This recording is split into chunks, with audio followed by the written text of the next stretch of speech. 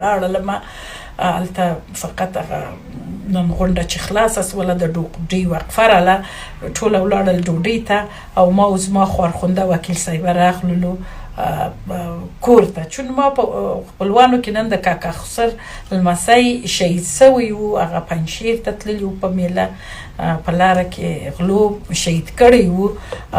او ما غوښتل چې جرګې ته باید حضور پیدا کړم خپلې فاتحې ته رسیدګي وکړو که فاتحې ته راغلم کله زه فاتحې ته راغلم دقه په دقه زنګونه دي دوستان زنګونه راته وایي زنګونه وایي څه شي دی وکیله صاحب دا څنګه کار زه هیڅ معلومات نه لرم خبر چی شته وای تا وکیل صاحب روشنه را چې زموږ د پارلمان کې د فراه د خلکو د شریف خلکو استازي د تاواله ده وکیل صاحبانو زه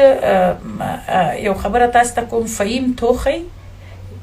په نامه یو پیج دی یا یو پاڼه ده چې یا وایو چې حقیقي ده یا فکر کوم چې حقیقي ده د داسې یو څرګندونې کړي دي او دلته زما هلمندیانم موږ دغه هلمندیانو څخه نه یو چې خپل هلمندیانو ته بیرته وضاحت ورنکو حساب ورنکو زه دغه وکیلان او زما هلمندیانم داسې ضعیفه خلک نه دي که ما غلطي کړي باور وکړي هغوی خپله ایرانه تللي و ما ته په سوو نفرو زنګ ووهه بالاخره ما هغو ته اطمینان ورکړي چې دا زما سیاسي مخالفین دي زه فهیم مدني فعال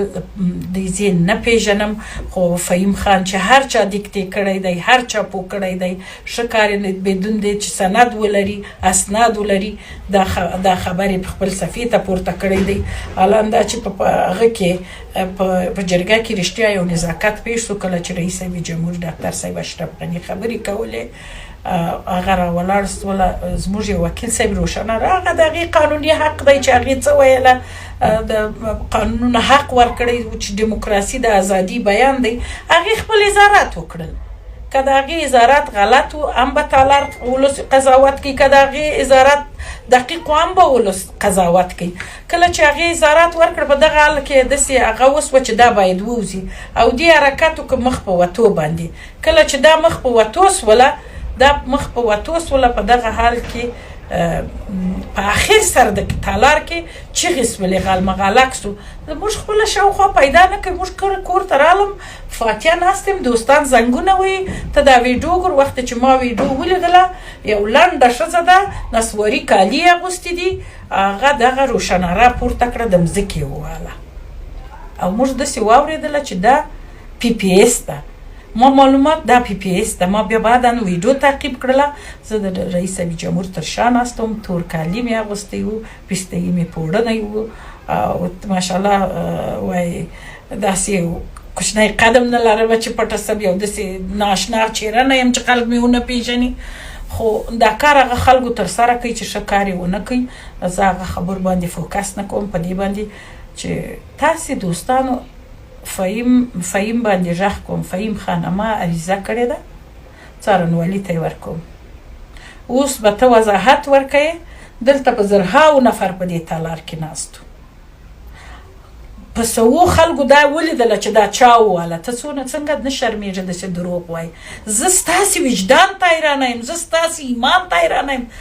در صورت چې ګرد دنیا یې ویني ګرد خلک یې ویني نشریات هم لایف دی ویډیو معلومه ده او ته دا خبره پر نسیمه نیازي تاونه یې زه دا تا ته وایم چې دا ته چا دیکتې کړې زه سیاسي مخالفین لرم صحیح دی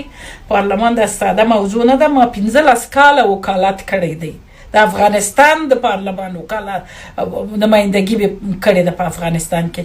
ته څنګه په ما باندې داسې دروغ وایې په کومو اسنادو یې وایې په کوم دلیل یې وایې په څارنوالي غږ کومه په محکمې غږ کومه چې فهیم توخی به پیدا کوي او